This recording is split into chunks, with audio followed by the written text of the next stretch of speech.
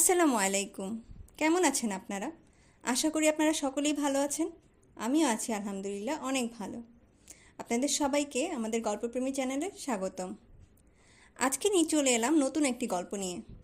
আজকে যে গল্পটি শোনাবো, গল্পটির নাম বৃষ্টির রাতে। লিখেছেন আকাশ কর্মকার। কলিগের বিয়েতে জমিয়ে খাওয়া দাওয়া সেরে বাড়ির পথে এবার রওনা দেওয়ার কথা। ওয়েদার বলতে বজ্র বিদ্যুৎ সহ ঝমঝমিয়ে বৃষ্টি। সেই বিকেল থেকেই ঝরছিল।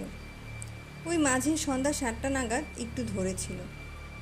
তার মধ্যে আমরা তৈরি হয়ে বেরিয়ে পড়েছিলাম কোনো ক্রমে। যাই হোক, এবার তো ফিরতেই হবে।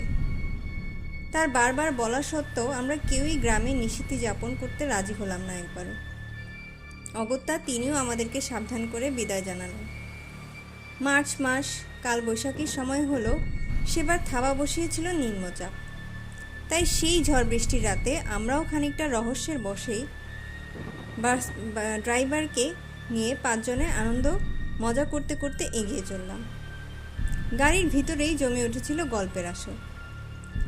ড্রাইভার বাবাজির বয়স 20 থেকে 25-এর মধ্যে হলেও তার ছিল ঝুলি ভর্তি অভিজ্ঞতা। এবার সমস্যা হলো, ঘড়ির কাঁটা তখন 12টা পার করে ফেলেছে।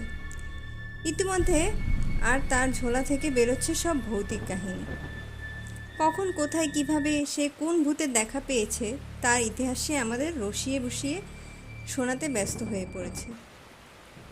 আমরা ছিলাম পেছনের সিটে, আর তার পাশে থাকা কৌশিকদা তখন প্রাণপণে হনুমানজির নাম জপ করতে শুরু করে দিয়েছে।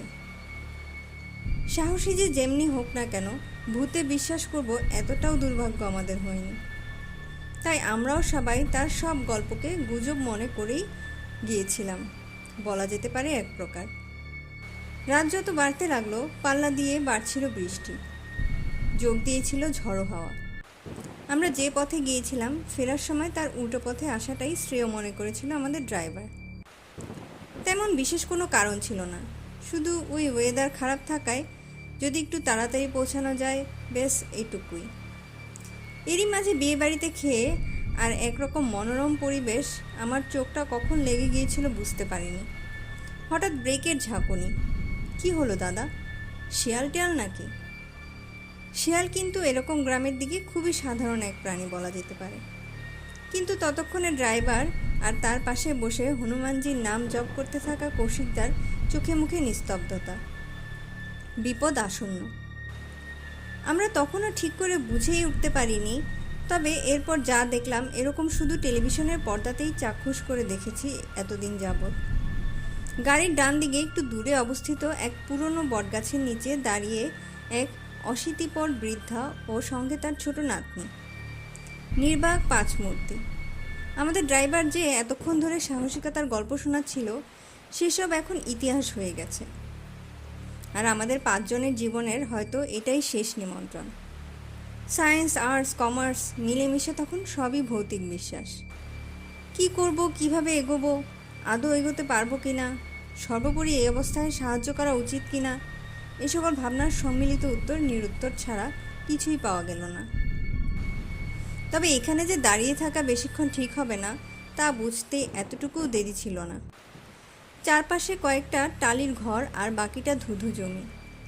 এরকম পরিবেশে সাহসিকতার পরিচয় দিয়ে যাওয়াটা মোটেও বুদ্ধিমানের পরিচয় হবে না। অতঃপর অ্যাক্সিলারেটরে রাখা পা আর স্টিয়ারিং ঘুরিয়ে গতিতে বেরিয়ে যাও, এর বাইরে দ্বিতীয় ভাবনার অবকাশ ছিল না। যেমন ভাবা তেমনি কাজ। ড্রাইভার সহ আমরা সবাই শক্ত হয়ে একে অপরকে ধরে বসলাম। বর্তমানের ভূতকে অতিক্রম করে ভবিষ্যতের পথে পা বাড়ানো। 100-র বেশি গতিতে ছুটল গাড়ি, কিন্তু আকস্মাৎ যেই আমরা ওই বটগাছের সামনে এলাম, অমনি সে বৃদ্ধা আর নাতনি আমাদের সামনে, হয় মারো নয় মারো এমন অবস্থা। বেশ চোখের পলকেই গাড়ি সোজা বেরিয়ে গেল। পেছনে কি হলো তা দেখার মতন সাহস বা অবস্থা কিছুই ছিল না। যতক্ষণ আমরা বাস রুটে এসে উঠলাম ততক্ষণ অবধি কোথাও থামার প্রশ্নই ছিল না। মোড়ে আসতেই ড্রাইভার বলল, একবার সামনেটা দেখলে হয় না? না মানে, এবার তো মেইন রোডে উঠছি, যদি সামনের অংশ বেঁকে গিয়ে থাকে বা তাতে রক্ত লেগে থাকে তাহলে কেউ দেখে নিলে সমস্যা হতে পারে। আমাদেরও মনে হলো কথাটা ভুল নয়, বিপদ কাটলেও আতঙ্ক কাটেনি। তাই ধীরে সুস্থে আমরা নামলাম গাড়ি থেকে। কিন্তু এ কি, গাড়িতে তো কোথাও কিছুই নেই। কিন্তু যে গতিতে ধাক্কা লেগেছিল তাতে মিনিমাম হেডলাইট তো ভাঙতেই পারত। এটুকু হলেও কিন্তু কই, সেসব তো কিছুই হয়নি। তাহলে কি আমরা সত্যিই অশরীরী কবরে পড়েছিলাম? হাত পা আরও ঠান্ডা হয়ে যাওয়ার আগে বাড়ি ফিরে আসাটাই শ্রেয় মনে হলো। ইতিমধ্যে বৃষ্টিটাও ধরেছে, রাত এমনিতেই গভীর। চলো বাড়ি ফেরা যাক। তবে যা দেখলাম তা কি সত্যিই বাস্তব নাকি ভ্রম? একসাথে সবার ভ্রম হওয়া সম্ভব? উত্তর খুঁজতে আসবো অবশ্যই, তবে আজ নয়। হয়তো তিনি অন্য শিকারের খোঁজে আবার দাঁড়িয়ে পড়েছেন বটগাছের তলায়। সকলেই ভালো থাকবেন এবং আমাদের চ্যানেলটি সাবস্ক্রাইব করে দেবেন। ধন্যবাদ।